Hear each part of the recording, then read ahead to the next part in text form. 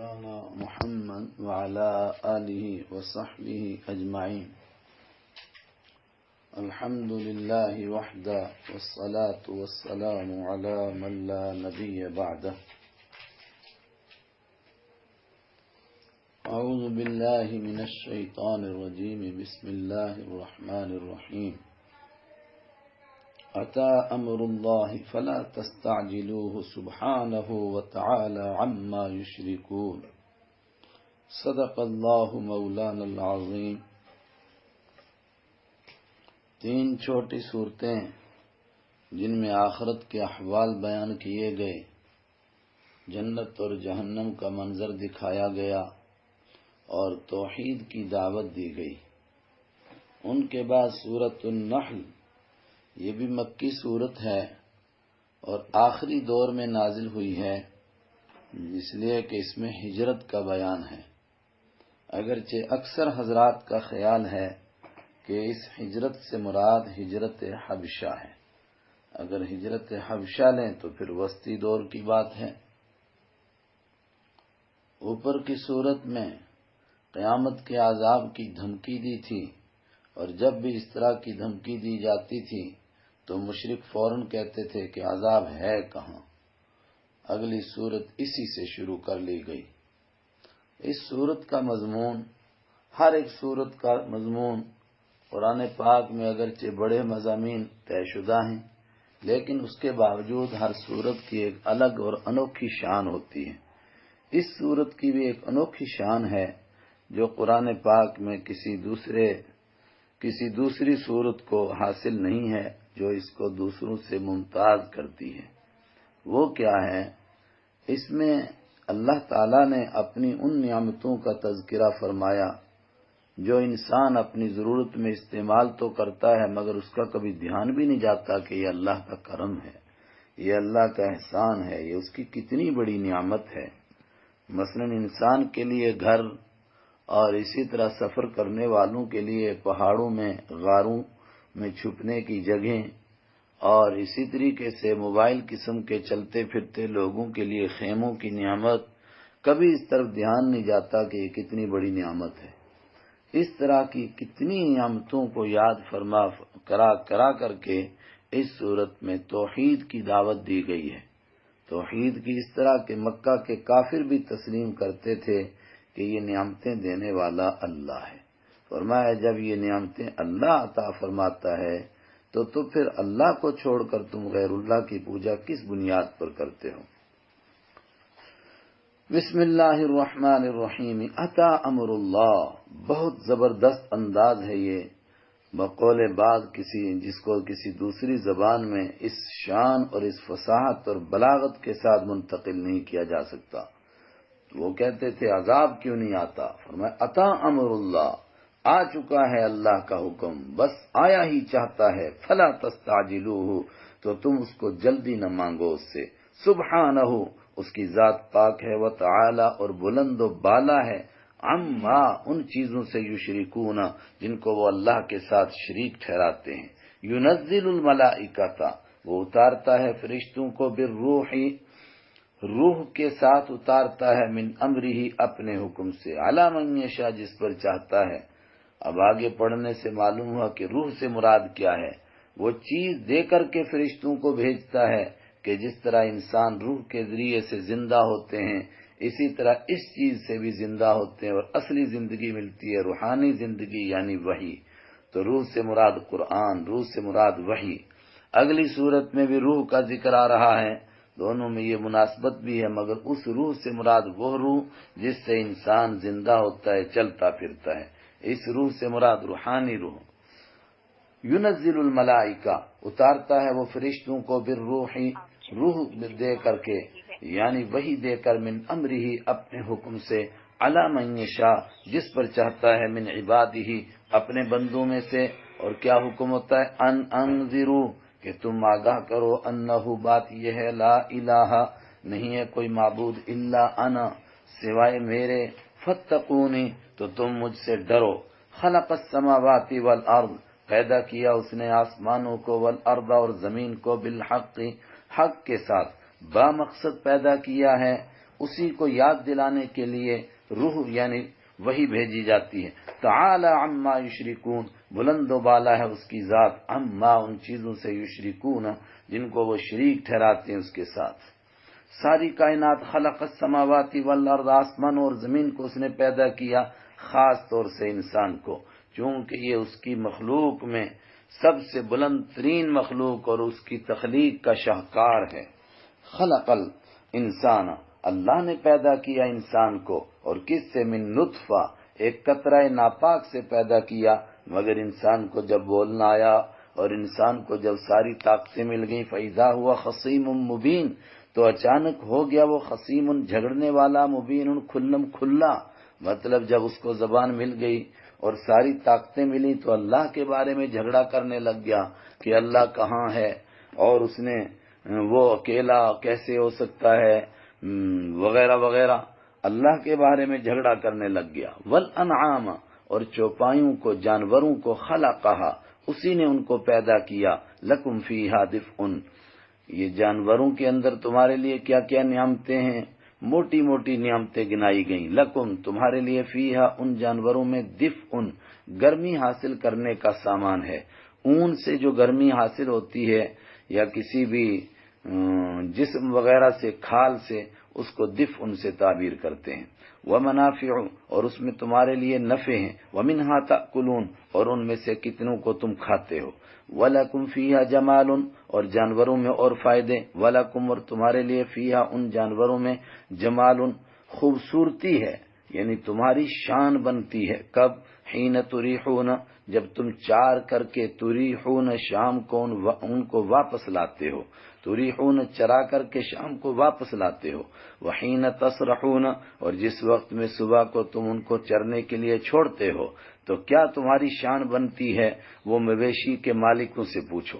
وَتَحْمِلُوا أَثْقَالَكُمْ، اور ان کے کیا فائدے ہیں؟ وَتَحْمِلُوا، اور اٹھاتے ہیں وہ، اثقالکم تمہارے بوجھوں کو، ثقل کی جمع اثقال، بوجھ، تمہارے بوجھوں کو اٹھاتے ہیں، الی بلدن، اٹھا کر لے جاتے ہیں ایسے شہروں تک، لم تکونوا بالغیہ، تم نہیں تھے بالغیہ ان تک پہنچنے والے، الا بشق الانفس، مگر جانوں کی مشقت کے ساتھ، اپنے آپ کو مشقت میں ڈال کر، پریشانی میں ڈال کر ہی پہنچ سکتے تھے۔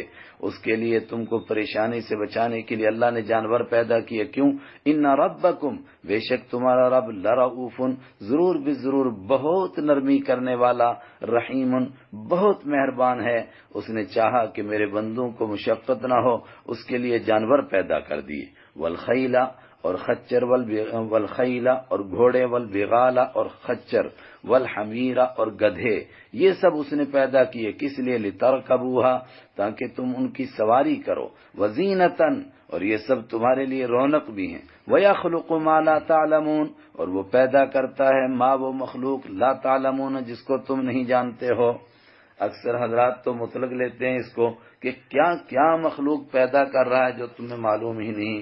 البتہ بعض حضرات نے کہا بات چل رہی ہے سواری کی، تو اشارہ یہ ہے کہ آگے بھی وہ ایسی ایسی سواریاں پیدا کرے گا جن کو تم نہیں جانتے ہو، کیونکہ جو سواریاں انسان اپنے ذہن سے اور اپنے ہاتھوں سے بناتا ہے، اس کو بھی جگہ جگہ قرآن پاک کہتا ہے یہ بھی اللہ کی نعمت ہے، اس لیے کہ یہ ذہن اللہ نے عطا فرمایا۔ وَعَلَى اللَّهِ قَصْدُ السَّبِيلِ، اللہ اکبر۔ سواری کا ذکر آیا تو فوراً آدمی کے ذہن میں آتا ہے کہ سواری پر بیٹھ کر کے آدمی منزل تک تب پہنچتا ہے جب سیدھے راستے پر چلے، اس لیے فوراً اس سے دوسری طرف ذہن گھما دیا گیا کہ دیکھو اللہ تک بھی وہی پہنچے گا جو صحیح راستے پر چلے گا۔ اور اللہ یہ سب باتیں کیوں بتا رہا ہے؟ وَعَلَى اللَّهِ، اور اللہ ہی پر ہے، قصد السبیل، راستے کی سیدھائی، سیدھا راستہ۔ ایک ترجمہ تو اعلیٰ کا ترجمہ الا کرتے ہیں، اور اللہ تک پہنچتا ہے سیدھا راستہ، اور دوسرا اعلیٰ کا ترجمہ اعلیٰ، اور اللہ ہی پر ہے قصد السبیل، سیدھے راستے کا بتانا، چنانچہ وہ بتا رہا ہے سیدھا راستہ۔ اور کیوں اللہ کے ذمے ہے سیدھا راستہ بتانا؟ وَمِنْهَا جَائِرٌ، اور راستوں میں سے کچھ ٹیڑھے راستے بھی ہیں۔ بہت سارے لوگ چل رہے ہیں، دوڑ رہے ہیں اور سوچ رہے ہیں کہ وہ اللہ کی طرف جا رہے ہیں، مگر وہ جتنی بھی بھکتی اور جتنی بھی پوجا پاٹ کر رہے ہیں وہ اور دور ہوتے جا رہے ہیں۔ اس لیے اللہ نے بتا دیا کہ میرے تک سیدھا راستہ پہنچتا ہے، اور یہ اللہ پر ضروری تھا، اللہ نے بتا دیا، اللہ نے اپنے کرم سے اپنے ذمے لیا تھا۔ اگر اعلیٰ کا معنی اعلیٰ لیں، اکثر حضرات نے کہا اعلیٰ معنی میں الہ کے، تو پھر معنی ہے اللہ تک پہنچتا ہے سیدھا راستہ۔ ومنہا جائر، راستوں میں سے کچھ ٹیڑھے ہیں۔ ولو شاء لہداکم اجمعین، اور اللہ تعالیٰ سیدھا راستہ بتاتا ہے، مگر صرف بتاتا ہے، اس پر چلنے کے لیے مجبور نہیں کرتا ہے۔ ولو شاء، اور اگر وہ چاہتا لہدا تو ہدایت دیتے تھا تم سب تم کو اجمعین، سب کے سب کو اس راستے پر چلنے کے لیے مجبور کر دیتا، لیکن وہ مجبور نہیں کرتا۔ هو الذی انزل من السماء ماء، هو الذی، وہی تو ہے، الذی جس نے انزل اتارا، من السماء آسمان سے، ماء پانی، لکم منہ پانی کی نعمت دی۔ یہ زمین کی نعمتیں بیان کر کے اوپر کی نعمتیں، پانی میں کیا کیا فائدے، لکم تمہارے لیے، منہ اس پانی سے، شراب پینے کا انتظام ہے، ومنہ اور اسی پانی سے، شجر وہ درخت ہیں، فیہ تسیمون جن میں تم اپنے جانوروں کو چراتے ہو، اسامہ یسیم جانوروں کو چرانا، ینبتو وہ پیدا کرتا ہے، لکم تمہارے لیے، بھی اسی پانی کے ذریعے سے، الزرع کھیتی، والزیتون اور زیتون پیدا کرتا ہے، والنخیل والاعناب اور کھجوریں پیدا کرتا ہے، والاعناب اور انگور پیدا کرتا ہے، ومن کل الثمرات اور ہر قسم کے پھلوں میں سے ہر ایک پھل پیدا کرتا ہے۔ کہتے ہیں ایک ہی لفظ کے اندر الزرع وہ کھیتی جس کو کھا کر آدمی زندہ رہتا ہے، الزیتون زیتون وہ تیل اس کا، خاص طور سے وہ چیزیں جن کے ذریعے سے انسان تڑکے لگاتا ہے، اپنی سبزیوں کو تر کرتا ہے، والنخیل والاعناب سے اشارہ وہ تمام پھل جو صرف انسان مزہ لینے کے لیے کھاتا ہے۔ ان فی ذلک لآیا، بے شک اس میں آیتن ضرور بضرور قدرت کی نشانی ہے، اس بات کی نشانی کہ اللہ ہے، اس بات کی نشانی کہ اللہ اکیلا ہے، اس بات کی نشانی کہ اللہ زبردست قادر مطلق ہے اور وہ مردوں کو زندہ کر سکے گا۔ یہ ساری باتیں اس میں لقوم یتفکرون، ایسے لوگوں کے لیے جو غور و فکر کرتے ہیں۔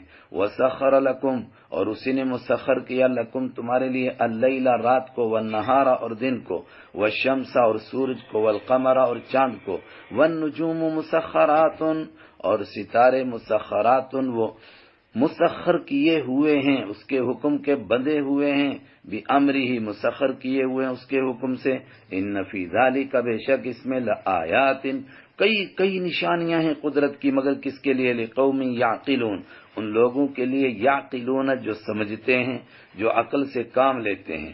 وما ذرا اور ان چیزوں میں اللہ کی قدرت کی نشانیاں ہیں، ذرا جو پھیلائیں اللہ نے، لکم تمہارے لیے، ذرا یزرع پیدا کرنا اور پیدا کر کے پھیلا دینا، وما اور وہ چیزیں، ذرا جو اللہ نے پیدا کی اور پیدا کر کے پھیلا دیں، لکم تمہارے لیے، فی الارض زمین میں، مختلفاً اس حال میں کہ الگ الگ ہیں، الوانہ ان کے رنگ، ان فی ذالک بے شک ان ساری باتوں میں، لآیا ضرور نشانی ہے، لقوم یذکرون ایسے لوگوں کے لیے، یذکرون جو یاد کرتے ہیں یا جو نصیحت حاصل کرتے ہیں، ان کے لیے زبردست نشانی ہے، سمجھ سکتے ہیں ہمارا مالک کون ہے، اس مالک کے ہم پر کیا کیا احسانات ہیں، اور جب یہ سارے کام وہ کرتا ہے تو عبادت کے لائق کوئی دوسرا کیسے ہو سکتا ہے۔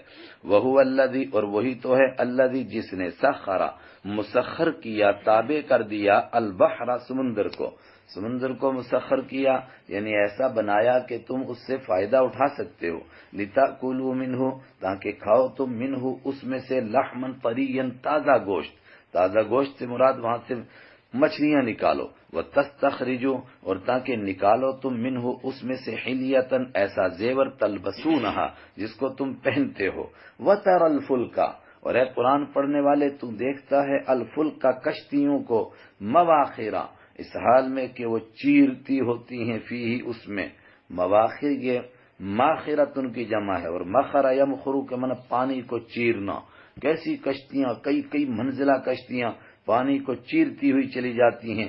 یہ بھی اللہ کا کرم کہ اللہ نے تم کو ایسی کشتیاں بنانے کی صلاحیت عطا فرمائی۔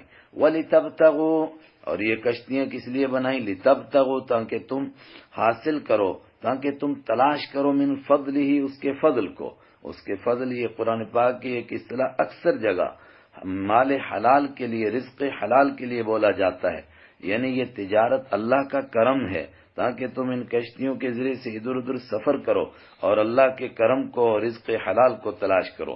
وَلَعَلَّكُمْ تَشْكُرُونَ، اور یہ ساری نعمتیں کس لیے دی؟ تاکہ تم شکر کرو، نعمتوں کو استعمال کرو، اس مالک کا شکر ادا کرو۔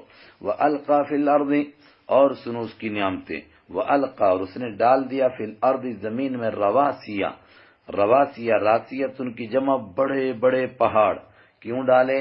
ان تمید بکم، ان کے بعد لا پوشیدہ، اور میں نے کہا تھا کہ یہ ایک طبقہ گرامر والوں کا، بصریوں کا کہتا ہے لا پوشیدہ، اور دوسرا کہتا ہے کراہیت پوشیدہ ہے۔ ان تمیدہ، تاکہ وہ نہ ڈھلک جائے، بکم، تم کو لے کر کے۔ زمین گویا جب سمندر پر بچھائی گئی تو وہ ڈھلک رہی تھی، پھر اس کے اندر پہاڑوں کی کیلیں ٹھوک دیں۔ دوسرے مقام پر آ رہا اوتادا، پہاڑوں کی کیلیں، اس سے اس میں بیلنس ہو گیا، توازن ہو گیا۔ وہ انہارا، اور اسی نے القا، ڈال دی زمین کے اندر نہریں، وسبلن، اور اللہ نے زمین کے اندر راستے بنا دیے، راستے ڈال دیے القا کے ساتھ، یعنی قدرتی طور پر راستے ہیں، ایک علاقے کے لوگ دوسرے علاقے میں جا سکیں۔ اگر یہ قدرتی راستے نہ ہوتے تو لوگ آپس میں کیسے ملاقات کرتے؟ لعلکم تہتدون، تاکہ تم راستہ پا سکو۔ چنانچہ دنیا میں جتنے قدرتی راستے ہیں، جب انسان نے بہت ترقی کی تب بھی انہی راستوں کو استعمال کیا۔ جو پہاڑوں کے بیچ میں گلیاں ہیں، آج بھی وہی راستے بنے۔ وعلامات، اور یہ بھی اس کی قدرت کی نشانی ہے کہ اس نے راستوں میں علامتیں رکھی تاکہ آدمی پہچان سکے کہ یہ راستہ، ورنہ اگر کوئی نشانی نہ ہو تو آدمی کیسے پہچانے؟ آج کے دور میں جب سڑکیں بنی اور کوئی نشانی نہ ہو، سڑک نمبر اتنا اور گلی نمبر اتنا اور فلاں سیکٹر نمبر اتنا اگر نہ ہو، آدمی کیسے پہچانے؟ جو قدرتی راستے ہیں اللہ نے اس میں علامتیں رکھی۔ وَبِالنَّجْمِ هُمْ يَهْتَدُونَ، وَبِالنَّجْمِ، اور ستاروں کے ذریعے سے، ہم يَهْتَدُونَ، وہ راستہ پاتے ہیں۔ یہ ساری مخلوق اللہ نے پیدا کی۔ افمن یخلق، تو کیا وہ جو پیدا کرتا ہے، کمن، ہو سکتا ہے وہ لا یخلق، اس کی طرح جو کچھ بھی پیدا نہیں کرتا؟ اللہ نے یہ سب کچھ پیدا کیا ہے، بولو کون سی مخلوق، کون سی دیوی دیوتا اللہ کے مقابلے میں یہ ساری چیزیں پیدا کرنے والا ہے؟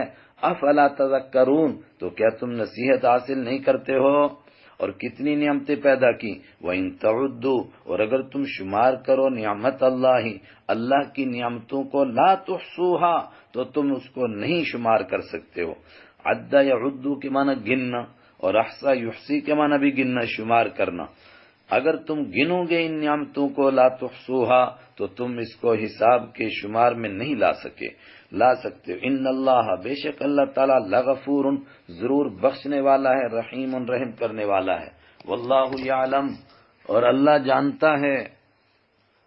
اللہ اکبر، واللہ یعلم، اللہ جانتا ہے، یعنی اوپر تو اس کی قدرت کا ذکر تھا، آگے اس کے علم کا، علم کتنا ہے، جانتا ہے۔ وما تسرون، جو تم چھپاتے ہو، وما تعلنون، اور جو تم ظاہر کرتے ہو، اعلان کر کے کرتے ہو۔ اس کے مقابلے میں والذین یدعون، اور وہ ہستیاں، یدعون، ہم پوشیدہ، جن کو یہ پکارتے ہیں، من دون اللہ، اللہ کے سوا، لا یخلقون، نہیں وہ پیدا کر سکتے ہیں، شیئن، کچھ بھی۔ یہ چیزیں اللہ نے پیدا کی، اور یہ جن کو پکارتے ہیں اللہ کے سوا، انہوں نے کچھ بھی پیدا نہیں کیا، نہ وہ کر سکتے ہیں۔ وہم یخلقون، کیسے پیدا کر سکتے ہیں؟ وہ تو پیدا کیے جاتے ہیں۔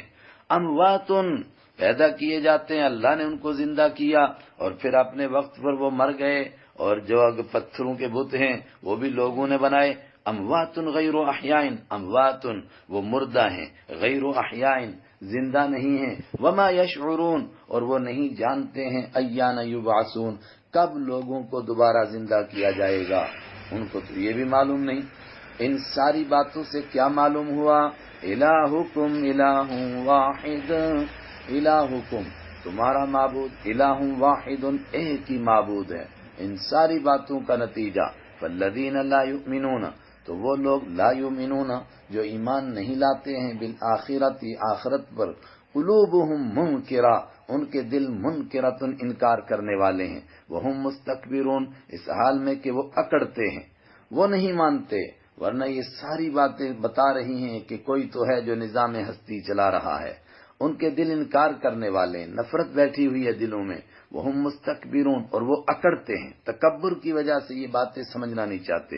لا جرم پیچھے گزر چکا، لا جرم کے آسان معنی لازمی بات ہے، پکی بات ہے، یا سب سے آسان میں نے کہا جرمہ کے معنی شک، تو لا جرمہ کوئی شک نہیں، ویسے جرمہ کے معنی ڈکشنری میں شک نہیں ملے گا، لیکن یہ لازمی معنی بتا رہا ہوں، لا جرمہ بالکل پکی بات ہے، ان اللہ یعلم کہ اللہ تعالیٰ جانتا ہے، ما یسرون جو وہ چھپاتے ہیں، وما یعلنون اور جو وہ ظاہر کرتے ہیں، انہ لا یحب المستکبرین بے شک اللہ تعالیٰ پسند نہیں کرتا ہے المستکبرین تکبر کرنے والوں کو۔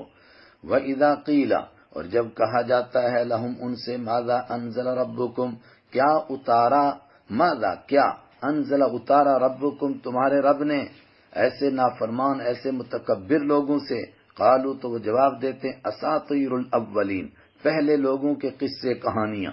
یہ باتیں وہ کیوں کرتے ہیں؟ کیا واقعتاً ان کو ایسا لگتا ہے کہ پہلے لوگوں کے قصے کہانیاں ہیں؟ کہا نہیں، یہ تو سمجھدار طبقہ سوچ سمجھ کر یہ باتیں کرتا ہے، کس لیے؟ تاکہ ان باتوں کے ذریعے سے دوسروں کو گمراہ کرے۔ تو پھر کیا نتیجہ نکلے گا؟ فرمایا نتیجہ لام معاقبت، لیحملوا تاکہ وہ اٹھائیں اوزارہم اپنے بوجھوں کو، کاملتاً پورے کا پورا، یوم القیامہ اپنے گمراہ ہونے کا بوجھ بھی اپنے اوپر لا دیں، ومن اوزار الذین اور ان لوگوں کے بوجھوں میں سے بھی کچھ، یضلونہم جن کو یہ ان باتوں کے ذریعے سے گمراہ کرتے ہیں، بغیر علم بغیر علم کے، ان کی کوئی تحقیق تھی کہ یہ پچھلے لوگوں کے قصے کہانیاں ہیں، ان کے بوجھوں میں سے بھی اٹھائیں گے، ان کے بوجھوں میں سے من کچھ بوجھ مطلب جو ان کے کہنے پر گمراہ ہوئے وہ بھی جہنم میں جائیں گے، لیکن ان کو گمراہ ہونے کی سزا ملے گی اپنے طور پر، اور ان کو گمراہ کرنے کی دوسری سزا ملے گی، تو دو دو سزائیں۔ الا سنو، ساء کتنا برا ہے، ما یزرون جو یہ بوجھ اٹھائیں گے۔ اور اس طرح کی باتیں کر کے یہ کرنا کیا چاہتے ہیں؟ لوگوں کو شک میں ڈالنا چاہتے ہیں اور دین کو کمزور کرنا چاہتے ہیں، اللہ کے دین کو مٹانا چاہتے ہیں۔ فرمایا مٹا سکتے ہیں، تم سے پہلے بھی بڑے لوگ آئے تھے۔ قد مکر الذین یقیناً تدبیریں کی تھیں، الذین ان لوگوں نے، من قبلہم جو ان سے پہلے تھے۔ پھر کیا ہوا؟ فأتی اللہ تو آیا اللہ تعالیٰ، بنیانہم ان کی عمارتوں پر، اللہ آیا یعنی اللہ نے ان کے مکر و فریب کی بنیادوں کا ارادہ کیا، من القواعدی آ گیا اللہ ان عمارتوں پر جڑوں سے، فخر علیہم تو گرا دیا اللہ، گر گئے علیہم ان پر، السقف چھت، من فوقہم ان کے اوپر سے۔ تشبیہ دی گئی کہ تم سے پہلے لوگوں نے اس طرح کی تدبیروں کے بڑے بڑے قلعے بنائے، لیکن جب اللہ نے چاہا تو ان قلعوں کی دیواریں کھنچ گئیں اور اوپر سے چھت دھڑم سے گرا، من فوقہم ان کے اوپر سے۔ اور وہ جس طرح کوئی قلعے کے اندر آ کر مرتا ہے، اس طرح اپنی تدبیروں میں وہ خود ہی آ کر مرے۔ وَآتَاهُمُ الْعَذَابُ خلاصہ واو تفسیریہ یعنی آ گیا ان کے پاس عذاب، من حیث لا یشعرون اس جگہ سے جہاں سے ان کو خیال بھی نہیں تھا۔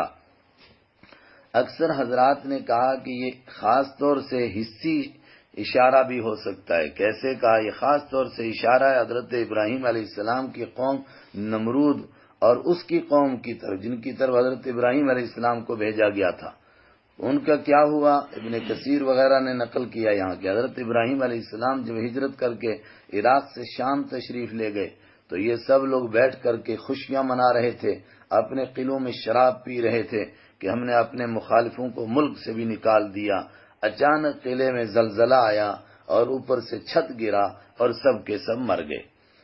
یہ بعض حضرات نے کہا، اکثر کہتے ہیں کہ صرف پچھلے لوگوں کی تدبیروں کو تشبیہ دی گئی ہے بڑے موٹے قلعوں کے ساتھ، کہ وہ ایسی تدبیریں کرتے جیسے قلعے بنائے مگر کچھ کام نہ آیا۔ اور یہ سزا جو دنیا میں ملی یہ آخری سزا ہے؟ فرمایا نہیں، ثم یوم القیامہ پھر قیامت کے دن یخزیہم اللہ ان کو رسوا کرے گا، ویقول اور اللہ فرمائے گا، این شرکائی کہاں ہیں میرے شریک جن کو تم نے میرا شریک بنایا اور میرے ساتھ ان کی پوجا کرتے تھے، الذین کنتم تشاقون الذین وہ ہستیاں کنتم تشاقون تم جھگڑا کرتے تھے، فیہم جن کے بارے میں آپس میں، اگر ان کے بارے میں کوئی کچھ کہتا تھا تو تم اس پر حملہ کر دیتے تھے کہ ہم تو اس کو خدا مانتے ہیں، تو کیسا اس کے بارے میں زبان کھولتا ہے۔ قال الذین، کہیں گے الذین وہ لوگ اوتوا العلم جن کو علم دیا گیا، جن کو دنیا میں اللہ نے علم دیا، ایمان عطا ہوا، وہ کہیں گے ان الخزی، بے شک رسوائی، الیوم آج، والسوء اور برائی، بری حالت، علی الکافرین کافروں پر پڑنے والی ہے۔ ایمان والے، اعمال والے، علم والے کہیں گے کہ آج کافروں کے لیے رسوائی کا دن ہے۔ کون ہیں علم والے؟ الذین تتوفاہم الملائکہ، یہ وہ طبقہ ہے، قرآن یہ کہنا چاہتا ہے کہ انہوں نے ایمان قبول کیا اور اس کے تقاضوں کو سمجھا، یعنی علم حاصل کیا، اور پھر اس پر قائم رہے، موت کے وقت تک قائم رہے۔ اس کو یوں بیان کیا، الذین، یہ وہ لوگ ہیں، تتوفاہم نہیں، الکافرین کا پہلا تعارف ان کا نیچے آ رہا ہے جو میں عرض کر رہا تھا۔ کافر کون ہیں؟ الذین، جو کفر، جنہوں نے کفر اختیار کیا اور مرتے دم تک کفر پر رہے۔ الذین، یہ وہ لوگ ہیں، تتوفا، وفات دیتے ہیں، ہم ان کو، الملائکۃ فرشتے، ظالمی انفسہم، اس حال میں کہ ظلم کرنے والے ہوتے ہیں یا اپنی جانوں پر، فالقوا، تو یہ پیش کرتے ہیں فرشتوں کے سامنے، السلام، صلح کو، سلم کے معنی صلح، اور ساتھ میں کہتے ہیں ما کننا نعمل من سوء، نہیں کرتے تھے ہم من سوء کوئی برائی، ہم نے کوئی برائی نہیں کی، ہم تو بہت نیک لوگ تھے۔ جس طرح قیامت کے دن اٹھیں گے، ہم سورہ انعام میں پڑھ چکے، تو سب سے پہلے کیا کہیں گے؟ ما کننا مشرکین، ہم تو شرک بھی نہیں کرتے تھے بالکل۔ فرشتے جواب دیں گے بلا، کیوں نہیں، تم کرتے تھے برائیاں۔ ان اللہ علیم، بے شک اللہ جاننے والا ہے، بما کنتم تعملون، ان کاموں کو جو تم کیا کرتے تھے۔ فادخلوا، تو داخل ہو جاؤ، ابواب جہنم، جہنم کے گیٹوں سے، خالدین فیہا، اس حال میں کہ ہمیشہ ان میں رہو گے، فلبئس مثوى المتکبرین، تو کتنا برا ہے مثویٰ، ٹھکانہ، المتکبرین، تکبر کرنے والوں کا۔ اوپر بھی بیان کیا تھا کہ یہ سب باتیں دل میں اترنے والی ہیں، مگر جو آخرت کو نہیں مانتے، قلوبہم منکرہ، ان کے دل انکار کرتے ہیں، وہم مستکبرون، اور وہ تکبر کرنے والے ہیں۔ پتہ چلا کہ سب برائیوں کی جڑ تکبر۔ وقیل للذین اتقوا، یہاں سے ان کا تذکرہ جو میں عرض کرا، وقیل، اور کہا جائے گا، للذین، ان لوگوں سے، اتقوا، جنہوں نے تقوی اختیار کیا، ان سے کہا جاتا ہے، ماذا انزل ربکم، تمہارے رب نے کیا اتارا۔ کافروں نے تو کہا تھا پچھلے لوگوں کی قصے کہانیاں، لیکن تقوی والے کیا جواب دیتے ہیں؟ قالوا خیرا، انزل خیرا، وہ کہتے ہیں جو بھی ہمارے رب نے اتارا وہ ہمارے لیے بہتر ہی اتارا۔ للذین احسنوا، ان لوگوں کے لیے، احسنوا، جنہوں نے نیکی کی ہیں، فی ہذہ الدنیا، اس دنیا میں، حسنۃ، ان کے لیے حسنہ ہے، وللدار الآخرۃ خیر، اور آخرت کا گھر بہت ہی بہتر ہے۔ یہی وہ چیز ہے جس کو ہم مانگتے ہیں، ربنا آتنا فی الدنیا حسنہ وفی الآخرۃ حسنہ، لیکن دنیا میں ان کے لیے حسنہ ہے۔ یہ حسنہ سے کیا مراد ہے؟ مال دولت، دنیا وہ تو سب کو ملتی ہے، ان کے لیے مال دولت ہو، یہ تو کوئی بات سمجھ میں نہیں آتی ہے۔ دنیا میں حسنہ سے مراد نیکی کرنے کی توفیق، اور دل کا سکون اور راحت کی چیزیں وہ بھی اس میں شامل ہیں، لیکن اصل نیکی کرنے کی توفیق اس صورت کے آخر میں آ رہا ہے کہ ہم نے حضرت ابراہیم علیہ السلام کو دنیا میں حسنہ دی، تو ہم سمجھ سکتے ہیں کہ ان کو کیا چیز عطا ہوئی تھی، ظاہر ہے نیکی کرنے کی توفیق۔ وللدار الآخرۃ، اور آخرت کا گھر، خیر، بہت بہتر ہے ایسے لوگوں کے لیے یہ آخرت کی حسنہ۔ ولنعم دار المتقین، اور قسم بخدا، نعم، کتنا اچھا ہے، دار المتقین، پرہیزگاروں کا گھر۔ کیا ہے وہ گھر؟ جنات عدن، ہمیشہ رہنے کے باغات ہیں، یدخلونہا، جن میں وہ داخل ہوں گے، تجری من تحتہا الانہار، ان باغوں کے نیچے، تحتہا، ان باغوں کے نیچے، تجری، بہتی ہوں گی، الانہار، نہریں، لہم، ان کے لیے، فیہا، ان باغوں میں، ما یشاؤون، وہ سب ہوگا، یشاؤون، جو وہ چاہیں گے، کذالک یجزی اللہ المتقین، اسی طرح، کس طرح، جس طرح ان کو جزا دی، یجزی، بدلہ دیتا ہے، اللہ تعالی، المتقین، پرہیزگاروں کو۔ کون ہے پرہیزگار؟ کافروں کا بتایا تھا کہ جو کفر میں پڑے رہے یہاں تک کہ موت کے وقت بھی، ظالمی انفسہم، تو متقی کون لوگ ہیں؟ الذین تتوفاہم الملائکہ، یہ وہ ہیں کہ فرشتے ان کو موت دیتے ہیں، پورا لیتے ہیں، طیبین، اس حال میں کہ وہ پاکیزہ ہوتے ہیں، اس وقت میں بھی اچھے کام کر رہے ہوتے ہیں، اور نیکیاں کرتے کرتے ان کی موت آتی ہے، یعنی ایمان قبول کرتے ہیں اور آخری وقت تک ایمان پر قائم رہتے ہیں. یقولون، فرشتے کہتے ہیں سلام علیکم، تم پر ہمیشہ سلامتی ہو. اب ساری پریشانیوں کا دور چلا گیا اور اس کے بعد اب تمہارے لیے راحتیں ہی راحتیں ہیں. ادخلوا الجنہ، داخل ہو جاؤ جنت میں، بما کنتم تعملون، ان کاموں کی وجہ سے جو تم کیا کرتے تھے. اللہم اجعلنا منہم. هل ينظرون، یہ ساری باتیں آخرت کا منظر بھی بتا دیا، تو جو نہیں مانتے وہ ابھی بھی کس کے انتظار میں ہیں، کب مانیں گے؟ هل ينظرون، حل کے بعد اللہ ہے تو ترجمہ کریں گے نہیں، ينظرون یہ انتظار کرتے ہیں، نہیں دیکھتے ہیں یہ، الا مگر، ان تأتیا کہ آ جائیں، ہم ان کے پاس، الملائکہ تو یہی موت کے فرشتے آ جائیں، تب ایمان لائیں گے. جب موت کے فرشتے آ جائیں گے یا عذاب کے فرشتے آ جائیں گے پھر تو ایمان موت پر نہیں ہوگا. او یاتی امر ربک، یہ نہیں انتظار کرتے ہیں یہ مگر اس کا کہ آ جائے ان کے پاس امر ربک، تیرے رب کا حکم. تیرے رب کے حکم سے مراد عذاب کا حکم آ جائے ان کے لیے، تب ایمان لائیں گے. جب عذاب کا حکم ہو جائے گا اور یہ عذاب کو دیکھ لیں گے پھر تو ایمان موت پر نہیں ہوگا. کذالک فعل، اسی طرح کیا تھا الذین، ان لوگوں نے، من قبلہم جو ان سے پہلے تھے. جیسا کہ ابھی سورہ یونس میں فرعون کا تذکرہ گزرا، اسی طرح کرتا رہا. جب موت کے فرشتوں کو اور عذاب کو دیکھا پھر کہا میں ایمان لایا، تب تو موت پر نہیں ہوا. وما ظلمہم اللہ، اور ایسے لوگوں کو جو آخرت میں سزا ملی اور دنیا میں سزا ملی، یہ اللہ نے ان پر کوئی ظلم کیا؟ وما ظلم، اور نہیں ظلم کیا، ہم ان پر، اللہ تعالیٰ نے، ولیکن کانوا، لیکن یہ کانوا یظلمون، ظلم کیا کرتے تھے، انفسہم، اپنی جانوں پر. پھر کیا ہوا؟ فاصاب، تو پہنچی، ہم ان کو، سیئات ما عملو، جو انہوں نے عمل کیے تھے، سیئات، ان عمل کی برائیاں پہنچیں. برائیاں پہنچیں کا مطلب ان عمل کی برائیوں کی جزا پہنچ گئی، تو چھپا ہوا جزاء سیئات ما عملو. لیکن یہ جزا کو کیوں محذوف کر دیا گیا؟ اسی سے بعض حضرات کہتے ہیں کہ قیامت کے دن انسان کے لیے جنت کیا ہے؟ جو نیکیاں کرتا ہے وہی نعمتوں کی شکل اختیار کر جائیں گی، اور سزا کیا ہے؟ جو گناہ کرتا ہے وہی گناہ سزا کی شکل اختیار کر جائیں گے. وحاق بہم، اور گھیرے میں لے لیا، بہم ان کو، ما کانوا، اس چیز نے، بہی یستہزئون، جس کی یہ مذاق اڑایا کرتے تھے. کس کی مذاق اڑاتے تھے؟ ان کو کہا جاتا تھا اللہ کا عذاب آئے گا، یہ اس کی مذاق اڑاتے تھے، اس نے ان کو گھیرے میں لے لیا. ایک اشکال مشرکوں کا ہم نے سورہ آراف میں 8ویں پارے میں بھی پڑھا، اور میں نے وہیں کہا تھا کہ اس کو سورہ نحل کی آیت کے ساتھ جوڑ کر ترجمہ کیجئے. اور آج بھی وہ اعتراض کرتے ہیں، قرآن پاک نے اس کو کئی جگہ دہرایا، پھر دہرایا جا رہا ہے. کیا اعتراض؟ کہ اگر اللہ کو ہمارے گناہ پسند نہیں تو اللہ ہم کو گناہ کرنے کی طاقت کیوں دیتا ہے؟ اگر اللہ کو شرک پسند نہیں، اللہ ہم کو شرک کرنے کیوں دیتا ہے؟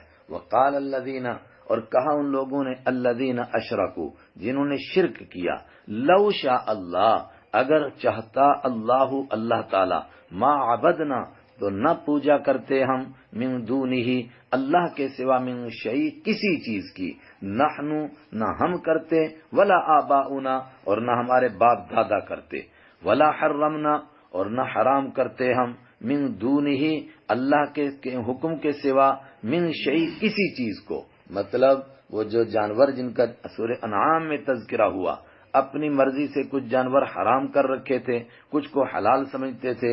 کہا یہ بھی اگر اللہ کو یہ پسند نہیں تو اللہ ہم کو کرنے کیوں دیتا ہے؟ آج بھی یہ اشکال کرتے ہیں، کہتے ہیں کہ اگر اللہ کو شرک پسند نہیں، اللہ نے ہم کو مشرک ماحول میں پیدا کیوں کیا؟ پھر اللہ ہم کو گناہ کی جگہ پر جانے کیوں دیتا ہے؟ چور کو چوری کرنے کی طاقت کیوں دیتا ہے؟ اس کی ٹانگیں کیوں نہیں ٹوٹ جاتی ہیں؟ جواب، کذالک فعل، قرآن پاک نے جواب دیا کہ سب سے پہلی بات تو یہ ہے کہ یہ تم نے کوئی بڑا تحقیقی اعتراض نہیں کیا، تم سے پہلے جاہل بھی یہی کہتے رہے. کذالک، اسی طرح فعل کیا تھا، الذین، ان لوگوں نے، من قبلہم، جو ان سے پہلے تھے.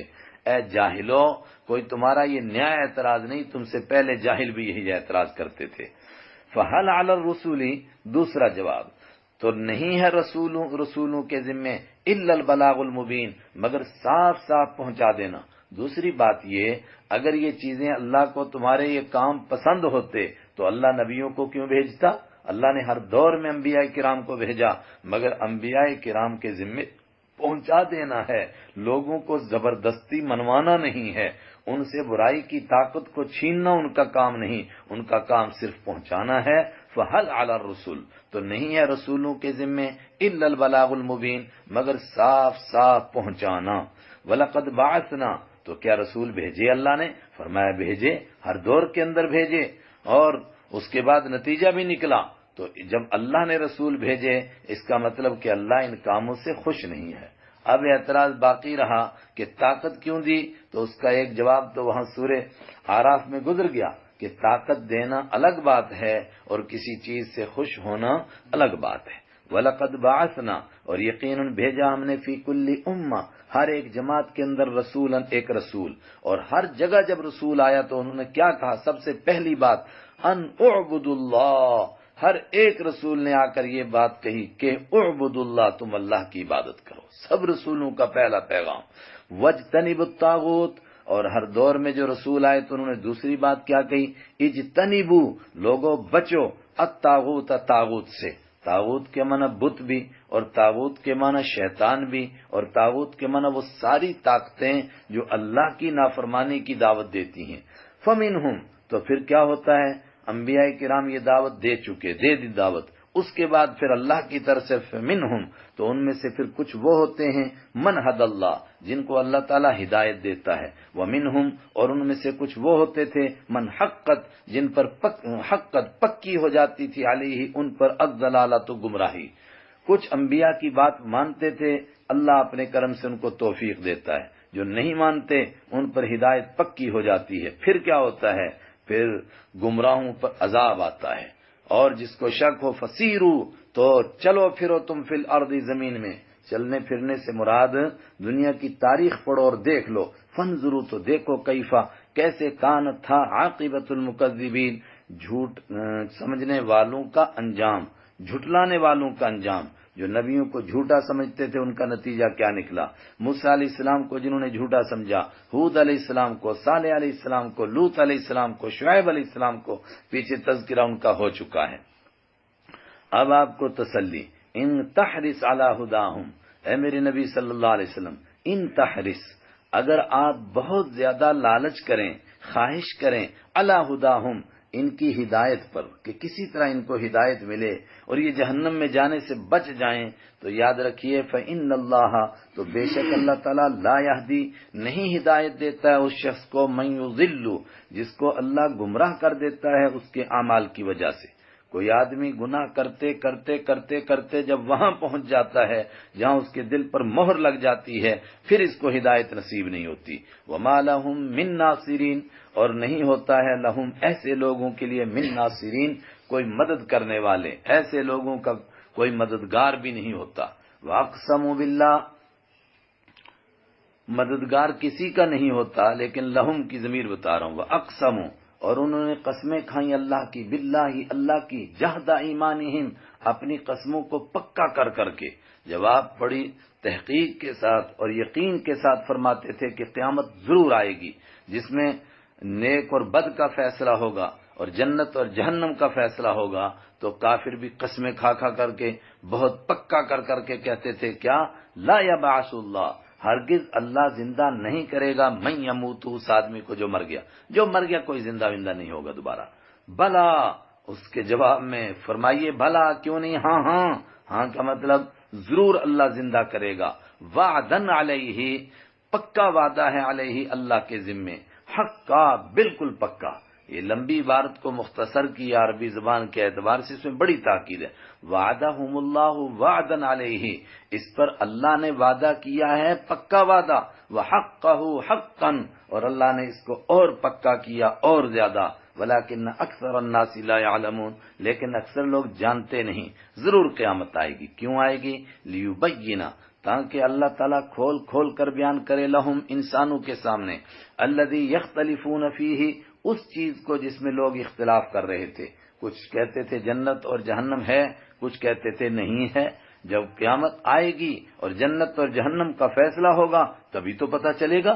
وَلْيَعْلَمَ، اور تاکہ جان لیں الذین کفروا، وہ لوگ جنہوں نے کفر کیا تھا، انہم کانوا کاذبین، کہ وہ بالکل جھوٹے تھے، جو قسمیں کھا کھا کر کہتے تھے قیامت نہیں آئے گی تو ان کو بھی پتا چلے گا ہم جھوٹ بول رہے تھے۔ انما قولنا لشیء، رہی تمہاری یہ بات کہ قیامت آئے گی کیسے، تو تم اپنی طاقت کو نہ دیکھو، اللہ کی طاقت کو دیکھو۔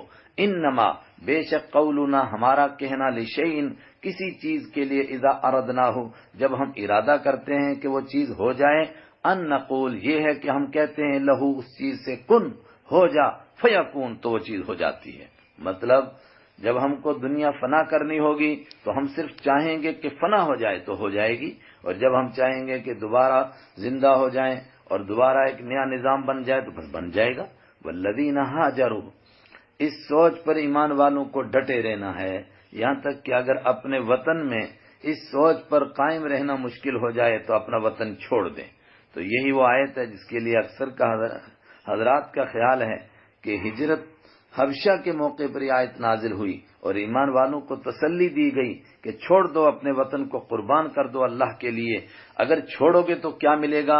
والذین، وہ لوگ ہاجروا جنہوں نے ہجرت کی فی اللہ، اللہ میں کا مطلب اللہ کے لیے، اللہ کی محبت میں، اللہ کے دین کی وجہ سے، من بعد ما ظلموا، اس کے بعد ما کہ، دیکھیے بعدہ کے بعد ما آیا تو ما کا معنی کہ، جب بھی قبلہ اور بعدہ کے بعد ما آئے تو ما کا معنی کہ، من بعد ما، اس کے بعد کہ ظلموا، ان پر ظلم کیا گیا تھا، لنبوی انہم، ضرور ہم ان کو ٹھکانہ دیں گے، فی الدنیا، دنیا میں، حسنہ، اچھا، دنیا میں بھی ان کو اچھا ٹھکانہ ملے گا، مرتبہ ملے گا، گھر چھوڑ کر جائیں گے گھر ملے گا، دولت چھوڑ کر جا رہے ہیں دولت ملے گی، اور اس ملک کو چھوڑ کر جا رہے ہیں اللہ تعالیٰ دوسری جگہ اس سے بہتر جگہ دے گا۔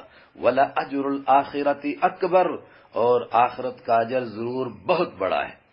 حسنہ کے اصل معنی یہاں بھی وہی کہ ملک کیوں چھوڑ رہے ہیں، اس لیے کہ اس ملک میں نیکی کرنا مشکل ہو گیا ہے، تو دوسری جگہ اللہ تعالیٰ ان کو بہترین ٹھکانہ دے گا، نیکی کرنے کے ابھی حالات بنیں گے، توفیق دے گا، کوئی مشکل نہیں پیش آئے گی۔ آخرت کا اجر بہت بڑا ہے، لو کانوا یعلمون، کاش کہ وہ جان لیتے۔ اس کے فائل دو ہو سکتے ہیں، یا تو ہجرت کرنے والے جان لیتے تو کبھی کوئی پھر ہجرت میں پس و پیش نہ کرتا، یا یہ ہے کہ کافر اگر اس بات کو جان لیتے تو اس طرح کفر پر نہ ڈٹے رہتے۔ الذین صبروا، وہ لوگ جنہوں نے صبر کیا، صبر کے معنی پیچھے بھی بار بار عرض کیے، اصل میں خواہش نفس کو دبانے کا نام صبر ہے۔ اب نیکی کرنے کے لیے آدمی ڈٹ جاتا ہے، سخت سردی اور پریشانی میں نماز پڑھتا ہے تو خواہش نفس کو دباتا ہے، اسی طریقے سے گناہ کے جذبات پیدا ہوتے ہیں تو جذبات کو دباتا ہے، اور مصیبتیں آتی ہیں اور آدمی کا دل چاہتا ہے کہ مصیبتوں کے آگے سرنڈر کرے، جھک جائے، بھاگ جائے، تو پھر خواہش نفس کو دباتا ہے، اسی کا نام ہے صبر۔ الذین صبروا، وہ لوگ جو ڈٹے رہے، وعلی ربہم یتوکلون، اور اپنے رب ہی کے اوپر جو بھروسہ کرتے ہیں۔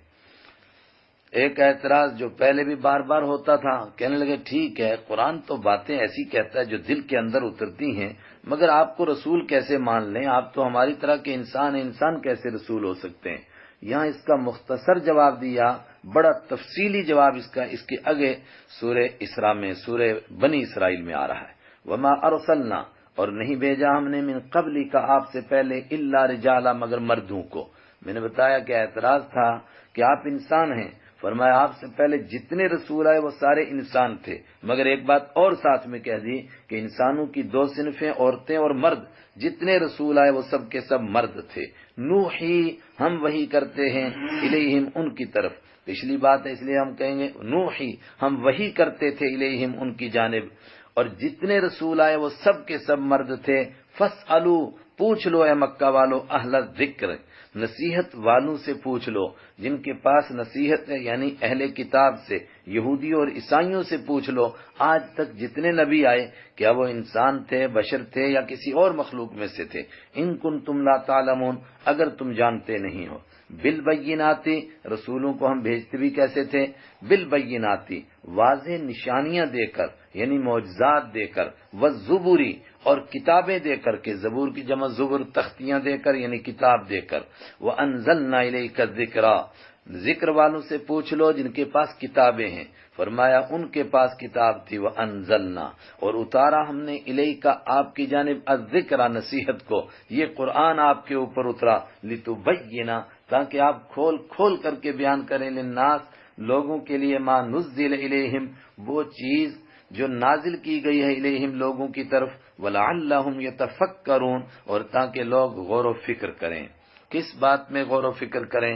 کہ اگر اسی طرح ہم اللہ کی نافرمانی پر ڈٹے رہے تو اس کا کیا نتیجہ نکلے گا. افا امینا، تو کیا امینا مطمئن ہو گئے. الذین کفروا مکروا، وہ لوگ جنہوں نے تدبیریں کی ہیں. السیئات، بری تدبیریں.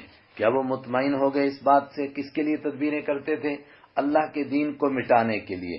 دین میں شک پیدا کرتے تھے، لوگوں کو، عام سادے لوگوں کو کنفیوژن ڈال کر کے دین سے روکتے تھے.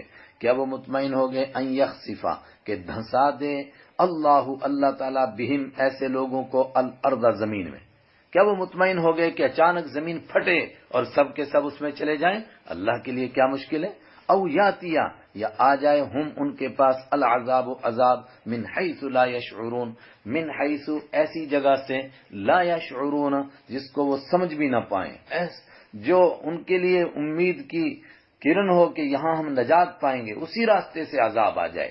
او یاخذہم، یا پکڑ لے ہم ان کو اللہ تعالیٰ فی تقلبہم، ان کے الٹنے پلٹنے میں، آنے جانے میں، راستوں میں چل رہے ہوں، چلتے چلتے موت آ جائے، بجلیاں گریں وہیں مر جائیں. فما ہم بمعجزین، تو نہیں ہے وہ اللہ کو عاجز کرنے والے. او یاخذہم، یا پکڑ لے ان کو، ہم ان کو اللہ تعالیٰ علی تخوف، ڈراتے ڈراتے. لیکن تخوف کے دوسرے معنی شروع سے ہی، ایک معنی ڈراتے ڈراتے اور دوسرے معنی گھٹاتے گھٹاتے. اللہ تعالیٰ یوں موت دے، اچانک دادا مرا، پھر باپ مرا، پھر بیٹا مرا، پھر پوتا مرا، پھر بھائی مرا، ایسے کرتے کرتے سارے ختم ہو گئے، پتہ ہی نہیں چلا. بس ایک جنازہ دفن کر کے آئے، دوسرا مرا، تیسرا مرا، سارے مر گئے. تو تخوف کے معنی گھٹاتے گھٹاتے، اور تخوف کے دوسرے معنی ڈراتے ڈراتے. فَإِنَّ رَبَّكُمْ، لیکن اللہ تعالیٰ اس طرح کا عذاب نہیں بھیج رہا ہے. کیوں؟ فَإِنَّ، تو بے شک ربکم، تمہارا رب، لرؤوف، بہت نرمی کرنے والا، رحیم، بہت زیادہ رحم کرنے والا ہے. اولم یرو، یہ اللہ کے آگے جھکتے نہیں؟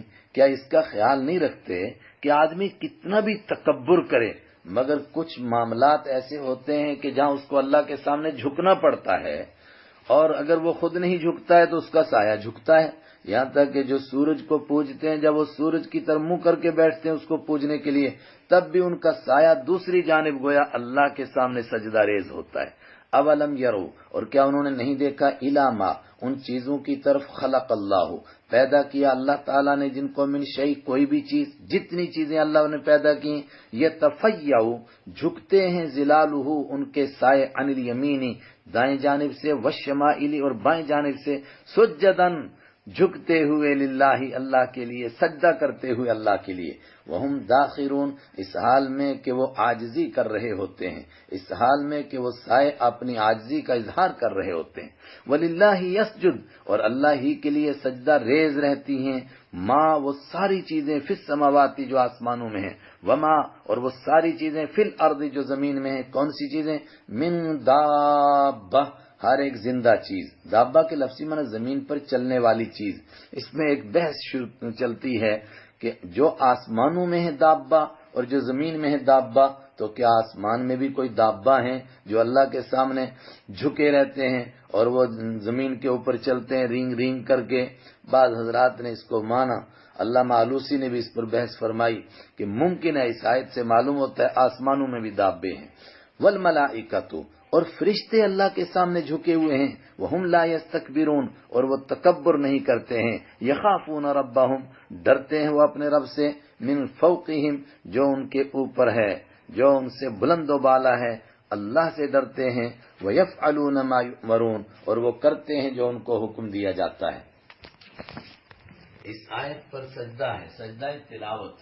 اور یہی سمجھ لیں کہ سجدہ تلاوت کیوں واجب ہوتا ہے. قرآن پاک میں 14 مقام ہیں جہاں سجدہ ہے، اور ایک 17واں پارے کا آخری والا سجدہ ہے. بعض حضرات نے کہا کہ یہاں سجدہ ہے، بعض نے کہا کہ نہیں ہے. لیکن جنہوں نے کہا نہیں ہے انہوں نے بھی کہا احتیاط اسی میں ہے کہ اس موقع پر بھی سجدہ کر لیا جائے، تو 15 سجدے ہو جائیں گے۔ یہ 15 سجدے کہاں ہیں؟ صرف 3 طریقے، 3 طرح کی آیتیں آتی ہیں جہاں سجدے واجب ہوتے ہیں۔ ایک تو یہ کہ اللہ کی طرف سے کوئی حکم آتا ہے کہ جھک جاؤ اللہ کے سامنے، تو ایمان والے فوراً جھک جاتے ہیں، یہ ظاہر کرنے کے لیے کہ ہم اللہ کے سامنے جھکے رہتے ہیں۔ دوسرا یہ ہے کہ اللہ کی مخلوق یا اللہ کے نیک بندوں کے سجدے کرنے کا تذکرہ ہوتا ہے۔ اللہ کی مخلوق جیسے یہاں ہو رہا ہے کہ سایہ سجدے کرتے ہیں، آسمان کی ساری چیزیں سجدہ کرتی ہیں، زمین کی ساری چیزیں سجدہ کرتی ہیں، فرشتے سجدہ کرتے ہیں، تو اللہ کی مخلوق کے سجدہ کرنے کا تذکرہ ہوتا ہے۔ تو اس میں کہا جاتا ہے کہ ایمان والے بھی سجدہ کریں تاکہ وہ بھی سجدہ ریز مخلوق کے ساتھ شامل ہو جائیں، نافرمان اور متکبرین کے ساتھ شامل نہ ہوں۔ تیسرا مقام جہاں پر سجدہ واجب ہوتا ہے وہ کون سا ہے؟ کہیں تذکرہ ہوتا ہے کہ اس موقع پر حکم ہوتا ہے کہ سجدہ کرو، مگر نافرمان اکڑ جاتے ہیں اور وہ نہیں سجدہ کرتے ہیں، تو پھر اللہ کی طرف سے ان پر عذاب آتا ہے۔ ایسے موقعوں پر ایمان والا فوراً سجدے میں گرتا ہے تاکہ اس کا شمار ان نافرمان لوگوں میں نہ ہو بلکہ فرما بردار لوگوں میں ہو۔ میں مثال بھی دے دیتا ہوں،